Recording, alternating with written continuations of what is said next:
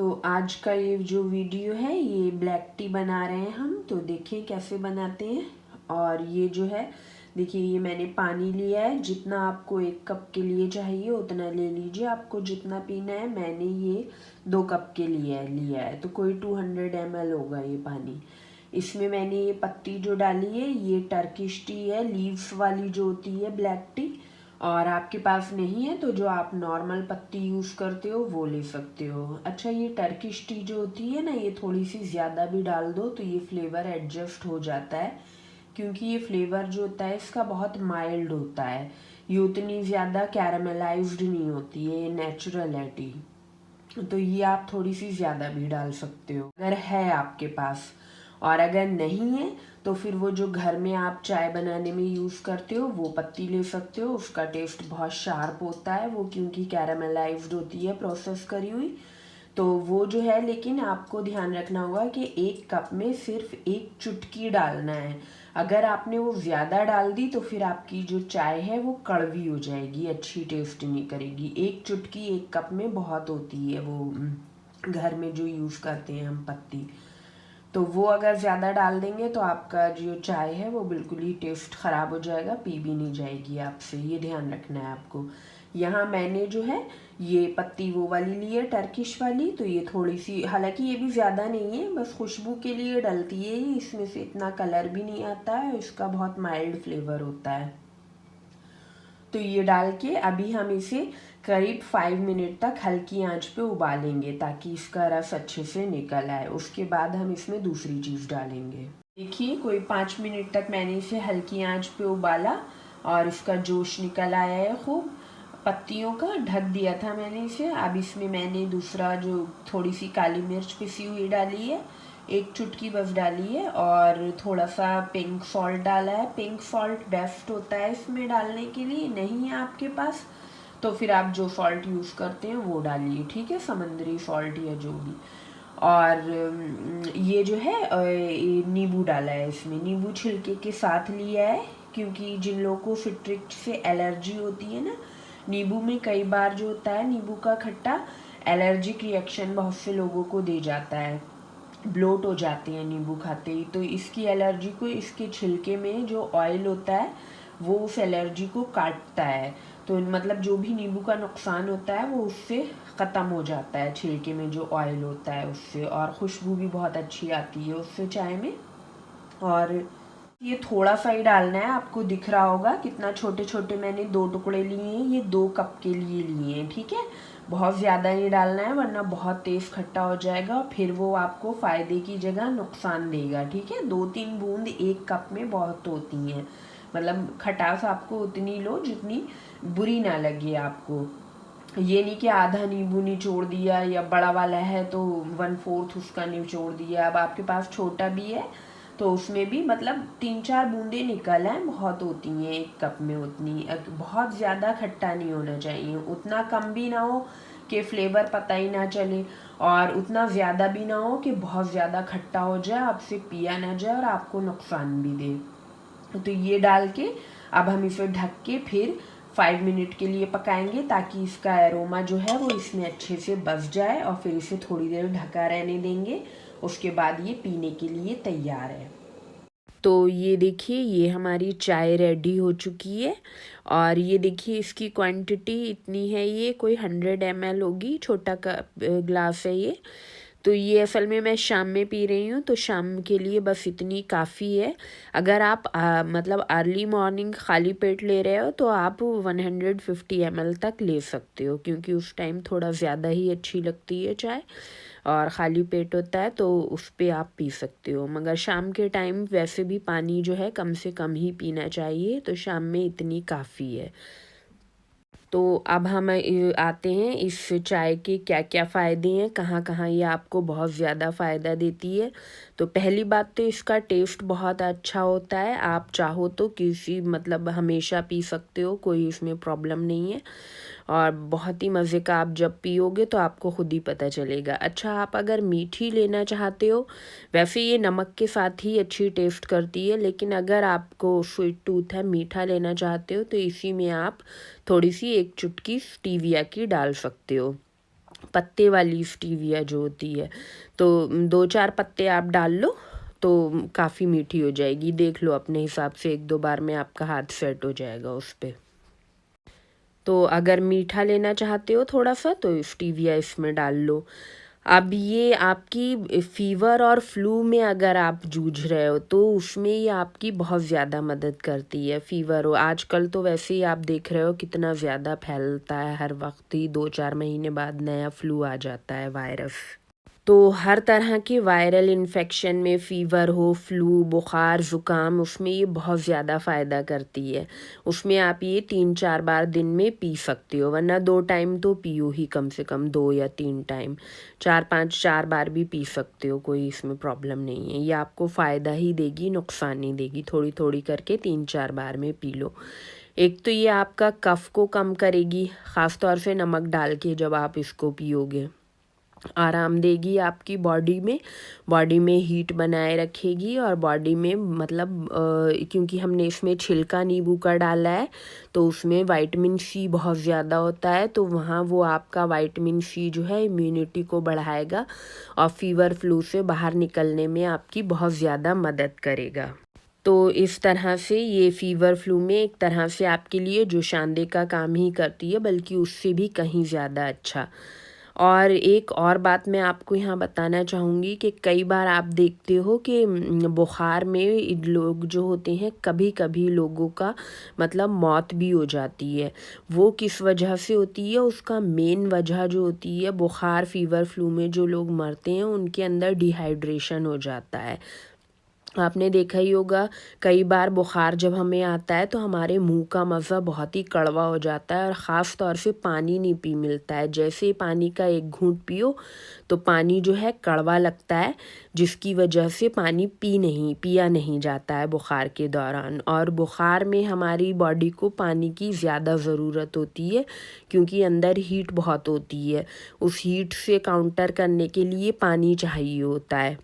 अब पानी आप पीते नहीं हो तो उसमें क्या होता है, डिहाइड्रेशन हो जाता है, सेल एकदम से फिर डैमेज होने लगते हैं, और कई बार इंसान जो है फ़ीवर फ्लू के दौरान मर भी जाता है। तो वहाँ पर ये आपकी बहुत ज़्यादा मदद करती है, क्योंकि इसका टेस्ट जो है नमकीन और खटास लिए हुए है। और जब आप इसको गरम गरम पियोगे, ठंडा भी पी सकते हो, कोई ऐसी प्रॉब्लम नहीं है, लेकिन गरम पियोगे, थोड़ा इतना गरम नहीं हो कि ज़ुबान जल जाए, मतलब नॉर्मल गरम जितना आप पीते हो उतना पियोगे तो ये जो है मज़े से आप अपने 100 ml 150 ml तक आराम से पी लोगे, और आपको ये कड़वाहट नहीं देगी। तो उस तरह से ये क्या करेगी, फ़ीवर फ्लू के दौरान आपकी बॉडी में नमक की कमी को भी पूरा करेगी, क्योंकि इसमें हमने नमक डाला है, और पानी की कमी को भी पूरा करेगी।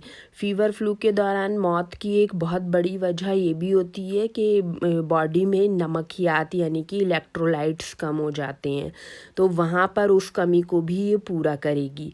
आपने देखा होगा, अगर कई बार फ़ीवर फ्लू में जब हॉस्पिटल लेके जाते हैं तो डॉक्टर सबसे पहला एक काम यही करते हैं कि ग्लूकोज़, वो जो बोतल होती है, ग्लूकोज़ चढ़ाते हैं वो।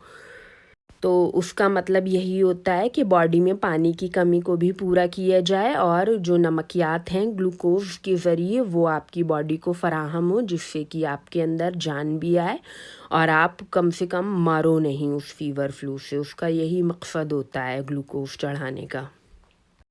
वो उसे ग्लूकोज कहते हैं या सेलिन कहते हैं, मुझे इस वक्त ध्यान में नहीं आ रहा है, जो ड्रिप चढ़ती है, उसका यही मकसद होता है, और तभी जान बच जाती है लोगों की हॉस्पिटल जाने पर। तो अगर ये चाय आप 3-4 बार दिन में बुखार के दौरान, फ़ीवर फ्लू के दौरान पीते हो तो आपको हॉस्पिटल जाने की ज़रूरत नहीं पड़ेगी, आप घर में ही ठीक हो जाओगे। जब तक आपको फ़ीवर रहे, फ्लू रहे, बुखार रहे, 1 हफ़्ता रहे, 2 दिन रहे, 4 दिन रहे, आप लगातार इसको 3-4 बार दिन में पीजिए। 100 ml 150 ml तक आप आराम से पी सकते हो। चाहे आप खाओ कुछ भी ना, क्योंकि बुखार वगैरह में खाया भी नहीं जाता है, तो उसकी कोई परवाह मत करो कि खाया नहीं जा रहा है। अगर खा मिले तो थोड़ा बहुत खा लो, अपने जो भी खाना है आपको, मगर शुगर वाली चीज़ों से परहेज़ करो। लेकिन ये चाय जो है इसकी आप 3-4 सर्विंग लो बुखार फीवर फ्लू के दौरान, तो आपको बहुत ज़्यादा आराम मिलेगा और आप आराम से उससे बाहर आ जाओगे। आपको बाहर भागने की डॉक्टर के पास ज़रूरत नहीं पड़ेगी। अच्छा, उसके अलावा ये जो कोविड नज़ला ज़ुकाम वगैरह की ये जो बीमारी फैली हुई है, कोविड भी एक तरह का मतलब इन्फ्लुएंज़ा ही है, फ्लू ही होता है वो भी। तो उसमें भी आपकी बहुत हेल्प हेल्प करता है कि उसमें, क्योंकि उसमें क्या होता है ना, उसमें आपकी बॉडी में कफ बहुत बनता है। कोविड की जो बीमारी होती है उसमें देखा है लोगों को सांस नहीं आती है, लंग्स पे कफ जम जाता है ख़ास तौर से। तो उसको पिघलाने में और उसको मतलब जकड़न जो अंदर होती है बलगम, उसको तोड़ने में बहुत ज़्यादा मदद करता है। तो ये हर तरह का कोई भी फीवर फ्लू हो, बुखार ज़ुकाम आपको, उसमें ये आपकी चाय बहुत ज़्यादा मदद करेगी। बॉडी के अंदर जो कफ जमा होता है उससे निपटने में ये बहुत ज़्यादा हेल्प करेगी। तो आप ये फीवर फ्लू के दौरान ज़रूर लें। अच्छा, मैं यहाँ पर एक बात आपको और बताना चाहूँगी। जिन लोगों को रेबीज़ हो जाता है, कुत्ता काट लेता है ना, वैसे आप इंजेक्शन लगवाइए, मैं मना नहीं कर रही हूँ, लेकिन मैं देखती हूँ कई बार न्यूज़ आती हैं रेबीज़ हो गया तो मर गया। ख़ास तौर से बच्चों में होता है ये। कई बार बच्चे बाहर से कटवा के आ जाते हैं, घर पे बताते नहीं हैं, या कभी कभी वो जो है वायरस जो है वो उनके दिमाग तक जब पहुँच जाता है तो उनको जो है, कई बार बच्चे मैंने देखा है मर जाते हैं, बड़े भी बच्चे भी रेबीज़ में। वहाँ भी यही प्रॉब्लम होती है। रेबीज़ में क्या होता है ना, खाना नहीं खाया जाता है। खाना तो खैर दूर की बात है, उसमें पानी को देख के डर लगता है। पानी पीता नहीं है इंसान, और पानी नहीं पीता है तो उसको डिहाइड्रेशन, हाँ, डिहाइड्रेशन हो जाता है, पानी की कमी हो जाती है। और उसी मेरा जो इस बीमारी के मुताल्लिक़ नज़रिया है कि लोग क्यों मरते हैं, तो मेरे हिसाब से पानी की कमी से मरते हैं, क्योंकि उनके अंदर पानी की शदीद कमी हो जाती है। क्योंकि बिल्कुल ही जो ये मरीज़ होते हैं रेबीज़ के, वो पानी को देख के डरते हैं और उनसे पानी नहीं पिया जाता है। तो उनको ये ध्यान रखना है कि पानी से भी डरते हैं और ठंडी हवा, ठंडा से डरते हैं वो। मतलब उनका नर्वस सिस्टम पे अटैक होता है इस वजह से। वो एक मैं अलग वीडियो बनाऊंगी, उसमें बताऊंगी पूरा, यहाँ हल्का सा बता दे रही हूँ कि तो इन मरीज़ों को, रेबीज़ वाले जो होते हैं, कुत्ता काट लिया, ख़ास तौर से कुत्ता काटने से ही होता है ज़्यादातर, और जानवरों को काटने से इतना सुनने में नहीं आया। हालांकि ये वायरस सभी जानवरों में होता है ज़्यादातर। तो गरम पिलाना है, गरम पियेंगे वो तो उनको पी लिया जाएगा उनसे, ठीक है। तो उनको थोड़ा गरम ही दें, बच्चा हो बड़ा हो कैसा भी हो, थोड़ा गरम दें पीने को, गुनगुना। और तेज़ गरम पिए तो तेज़ गरम पिला दें उन्हें। तो यहाँ पर मैंने इस चीज़ को भी बता दिया है कि अगर रेबीज़ हो गया है, कुत्ते ने काट लिया है, या इस किस्म के उसमें सिम्टम्स आ रहे हैं, तो वहाँ जहाँ मरीज़ सब कुछ खाना पीना छोड़ देता है, वहाँ ये जो डिकॉय है, ये ब्लैक टी जो है लेमन और नमक के साथ, ये उनके लिए बहुत ज़्यादा फ़ायदेमंद होती है। और देखें, आप अगर पिलाएंगे उसको लगातार ये, तो वो बहुत आसानी से इस बीमारी से बाहर आ सकता है, कम से कम मरेगा तो नहीं, ठीक है। और मैं एक बात और भी यहाँ बता दूँ कि इन मरीज़ों को अगर ये जो रेबीज़ वाले होते हैं, डॉक्टर इनको एडमिट ही नहीं करते हैं। अगर सिर्फ उन्हें ये जो ड्रिप लगा दी जाए तो हो सकता है वो बच जाए मरीज़, क्योंकि उनके अंदर पानी की शदीद कमी हो जाती है और नमकियात की, इस वजह से वो शायद मर जाते हैं। ये मेरा अपना है, मतलब मैंने जो समझा है इस चीज़ को, उस हिसाब से मैं बता रही हूँ। बाकी इस टॉपिक पे इस वीडियो में ही डिस्कस करेंगे, यहाँ तक बस इतना ही। उसके बाद ये जो चाय है, ये कैंसर वाले मरीज़ों के लिए बहुत अच्छी है। कैंसर की वीडियो में भी मैंने आपको बता रखा है कि कैंसर के मरीज़ जो हैं वो सुबह में नहार मुँह जो होता है वो नमक का पानी पिएं। तो उनको नमक का पानी पीने से क्या होता है, उनके अंदर जो रेडिएशन रेज़ वाली चीज़ जो होती है ना, वो उसको काउंटर करता है, मतलब रेज़ को एब्ज़ॉर्ब कर लेता है नमक। और वहाँ इस तरह से वो रेज़ को जब एब्ज़ॉर्ब करता है तो कैंसर जो है वो, उसका फैलना जो होता है वो बंद ख़त्म होने लगता है धीरे धीरे। तो अगर कैंसर के मरीज़ ये इस तरह से चाय बनाएंगे और उसमें नमक डाल के पियेंगे सुबह अर्ली मॉर्निंग 150 ml तक आराम से पी सकते हैं। तो उनको टेस्ट भी आएगा, बहुत अच्छा इसका टेस्ट होता है, मज़े से पिए वो, और उनको कैंसर में भी बहुत ज़्यादा रिलीफ मिलेगा उनको। बाकी तो मैंने बता ही दिया है आपको जो भी है। और ये चाय जो है आप नॉर्मल डेज़ में भी आराम से पी सकते हैं। ठंडी के दिनों में ये बहुत ज़्यादा फ़ायदा करती है और बहुत मतलब आपको ठंड से बचाने में बहुत मदद करती है। अच्छा, कैंसर वाले पेशेंट जो हैं वो इसी चाय में ही वो जो मैंने कैंसर की वीडियो में बता रखा है कि खुबानी के बीज के छिलके की चाय पीनी है, तो इसी चाय में वो खुबानी के बीज का 4 या 5 बस ले लें बीज, उसके छिलका काफ़ी होता है। तो 4 या 5 बीज का भीगा हुआ जो होता है वो उसका छिलका उतार के और इसी में उसको 5 से 10 मिनट तक उबालें इसी चाय में। तो वो जो है वो उस तरह से भी पी सकती हैं। वो उनको खुबानी के बीज के छिलके का बेनिफिट भी मिल जाएगा, नमक भी उन्हें मिल जाएगा और चाय भी उनकी हो जाएगी सुबह की। तो इस तरह से वो पी सकते हैं। अच्छा, इसके अलावा ये डायरिया वालों के लिए भी बहुत अच्छी होती है, क्योंकि डायरिया में जो है कई बार डायरिया में क्योंकि पॉटी में ही दस्त जब आते हैं तो पानी बॉडी का काफ़ी निकल जाता है और उसके साथ ही मिनरल्स यानी कि नमकियात भी निकल जाते हैं। तो उसकी वजह से बहुत ज़्यादा वीकनेस होती है और छोटे बच्चे तो कई बार मर भी जाते हैं डिहाइड्रेशन की वजह से, क्योंकि बड़े तो किसी तरह से खा पी लेते हैं थोड़ा बहुत, लेकिन छोटे बच्चे बिल्कुल ही नहीं खा पाते हैं। तो इस कंडीशन में जहाँ डायरिया हो, उल्टी दस्त लगे हों बड़े को या बच्चे को, तो उनके लिए ये चाय बहुत फ़ायदेमंद होगी। एक तो ये विटामिन सी से भरपूर है, फिर चाय का फ़ायदा पत्ती का आपको मिलेगा, फिर ये पानी की कमी को दूर करेगी और इसमें जो नमक डला हुआ है वो नमक जो है वो मतलब नमकियात की कमी जो है वो पूरी होगी। तो 3-4 बार आप दिन में इसको थोड़ा थोड़ा करके पी सकते हैं। और बच्चा, वैसे तो बच्चे ये नमक वाली बहुत शौक से पी लेते हैं चाय। नमक उतना डालना है कि टेस्ट अच्छा हो, बहुत ज़्यादा नहीं डालना है नमक, ठीक है, वरना उससे उल्टी आ जाएगी। बस उतना डालना है जो इतने में एडजस्ट हो जाए, बहुत थोड़ा सा ही डलता है, दो चुटकी इतने में होगा, ज़्यादा से ज़्यादा 2 चुटकी काफ़ी होगा।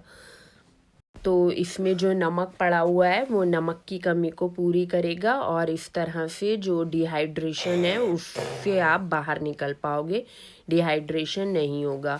और फिर 3-4 दिन बाद वो दस्त जो है खुद ही ठीक भी हो जाएंगे धीरे धीरे करके। तो ये जो है उसमें बहुत फ़ायदेमंद है। अच्छा, छोटा बच्चा है, वैसे तो छोटे बच्चे आराम से इसको पी लेते हैं, कोई ऐसा मसला नहीं आता है, लेकिन फिर भी अगर लगे कि छोटा बच्चा है तो थोड़ी सी आप शुगर डाल दें या स्टीविया डाल दें। वैसे दस्त वगैरह लगे हों तो थोड़ी सी शुगर भी डाल सकते हो, क्योंकि वो भी जो है एनर्जी को बनाती है और शुगर भी जो है ग्लूकोज जो है उस ग्लूकोज पहुंच जाएगा। बहुत ज़्यादा नहीं, थोड़ी सी डालना है, ठीक है, जिससे टेस्ट इसका अच्छा हो जाए और बच्चा आराम से पी पाए इसको। इसके अलावा वेट लॉस में भी ये आपकी मदद करेगी, क्योंकि ये जो है बॉडी के कफ को कम करती है, तो इस तरह से वेट लॉस में आपके काफ़ी हेल्प करेगी ये। इसके अलावा आप इसको जो है उसमें पी सकते हो, मतलब जब फास्टिंग कर रहे हो तो फास्टिंग में अगर ड्राई फास्टिंग भी कर रहे हो आप तो जो है अगर सुबह में आप ये टी ले लेते हो, फिर जो है पूरा मतलब टाइम तक जो टाइम आपका विंडो है जो जिसमें आप फास्टिंग कर रहे हो 18 आवर की या 21 आवर की, तो उस दौरान अगर आप कुछ नहीं खाते पीते हो तो ये जो है ये वहाँ भी आपकी मदद करेगी। जैसे अगर आप सुबह के टाइम पे इसको ले लो, फास्टिंग अगर आपने स्टार्ट कर दी है तो फिर आप सुबह में इसको ले सकते हो, 100 ml तक ले लो, 100 ml सुबह में, और फिर उसके बाद चाहो तो आप ड्राई फास्ट कर सकते हो अपनी जो भी आपकी विंडो है फास्टिंग की 18 आवर या 21 आवर का। और अगर ड्राई फास्ट नहीं करना चाहते हो तो भी ये आप उस फास्टिंग के दौरान भी थोड़ी थोड़ी 50 ml या 100 ml अगर आपको बेचैनी लग रही है तो ले सकते हो। इससे क्या होगा, आपको फास्टिंग का फ़ायदा भी मिल जाएगा। हाँ, ड्राई फास्ट का तो एक अपना अलग ही रोल होता है, लेकिन सब लोग नहीं कर पाते हैं, इसलिए कह रही हूँ। तो इस तरह से फास्टिंग में अगर ये आप ले लेते हो तो ये जो है आपको कमज़ोरी नहीं आने देगा और ये आपके अंदर नमक की कमी नहीं होने देगा। तो वहाँ भी ये आपकी बहुत मदद करता है। ये मल्टीपर्पज़ टी है, बीमारियों में तो बहुत ही मुफीद है ये हर तरह की। उसके अलावा आप अगर नॉर्मली भी पीना चाहते हो तो आराम से दिन में 1 बार या 2 बार ले सकते हो। मैं तो बल्कि ये कहूँगी कि आप सुबह में की शुरुआत जो है सादा वाला पानी नहीं लो, बल्कि इस चाय से करो। तो फिर देखो बहुत ज़्यादा आपको ताज़गी भी लगेगी और दिन भर कमज़ोरी नहीं आएगी। बहुत अच्छा आपको महसूस होगा ये चाय पी के। तो फिर मिलते हैं किसी और रेसिपी या फिर इंफॉर्मेशन के साथ।